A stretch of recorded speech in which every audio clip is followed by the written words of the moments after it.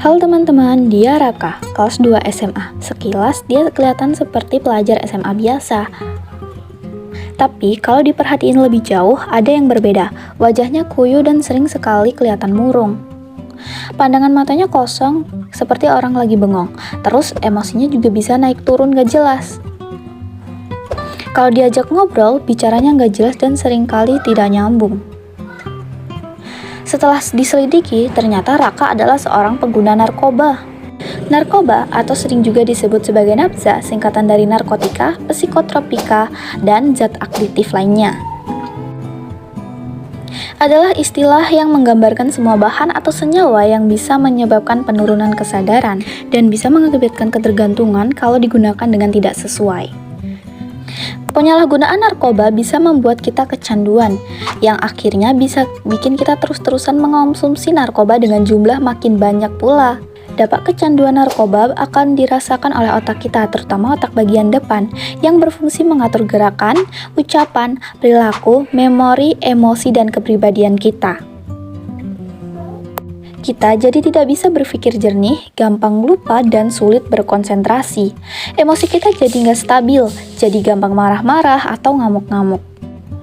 Keluarga dan teman juga bisa frustasi ngadepin kita yang kayak begini. Seremnya lagi, fungsi otak kita belum tentu bisa pulih lagi walaupun kita sudah berhenti menggunakan narkoba. Nah, salah satu bentuk narkoba yang sering disalahgunakan adalah sabu-sabu. Sabu-sabu pada hakikatnya adalah obat yang digunakan untuk merawat pasien dengan penyakit AIDS atau hiperaktif dan narkolepsi.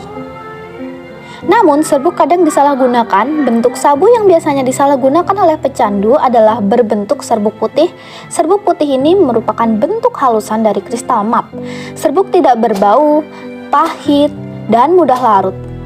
Sabu bekerja dengan meningkatkan dopamin di otak. Dopamin yang meningkat tajam dan melebihi kadar dopamin yang secara natural diproduksi oleh otak membuat penggunanya merasa bahagia.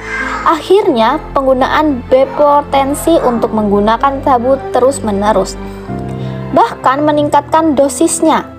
Efek jangka pendek yang mungkin muncul adalah seperti meningkatnya aktivitas fisik, menurunkan nafsu makan, nafas menjadi cepat, detak jantung tidak beraturan, meningkatkan tekanan darah.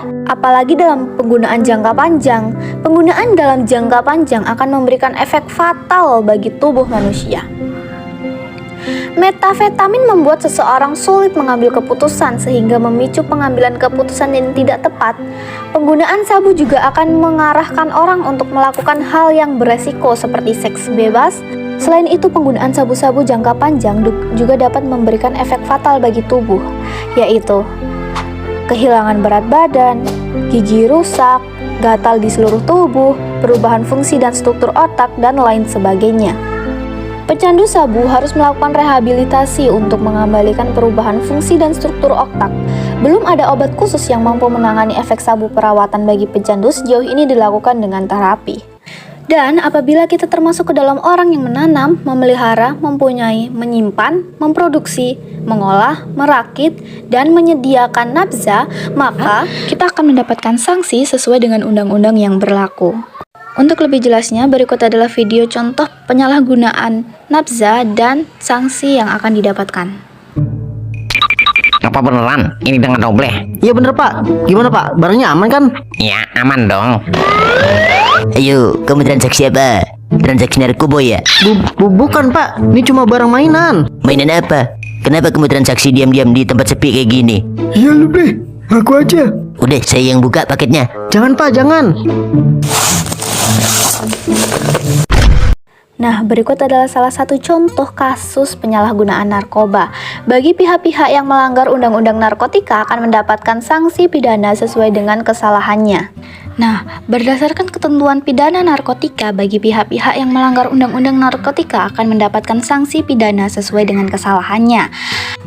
Barang siapa tanpa hak dan melawan hukum menanam, memelihara, mempunyai dalam persediaan, memiliki, menyimpan atau menguasai narkotika golongan 1 dalam bentuk tanam atau memiliki, menyimpan untuk dimiliki atau untuk persediaan atau menguasai narkotika golongan 1 bukan tanam, dipidana dengan pidana penjara paling singkat 4 tahun atau denda 800 juta dan paling lama 12 tahun dan denda paling banyak 8 miliar.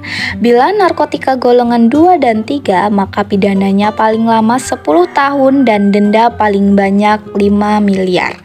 Dan jika barang siapa tanpa hak dan melawan hukum memproduksi, mengolah, mengkreasi, mengkonversi, merakit, atau menyediakan narkotika melebihi 5 gram golongan 1, dipidana dengan pidana mati atau pidana penjara seumur hidup, atau pidana penjara paling lama 20 tahun dan denda paling banyak 10 miliar, ditambah sepertiganya.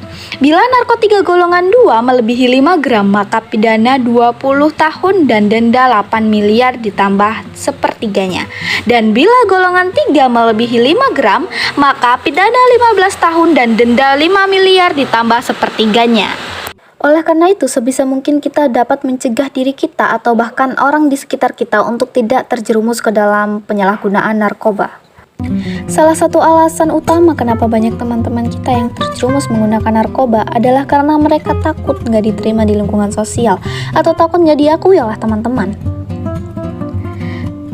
Sudah saatnya kita mencintai diri kita sendiri. Karena setiap manusia itu istimewa dan unik. Dan kita nggak perlu penilaian orang lain untuk selalu tahu sebagaimana kita istimewa.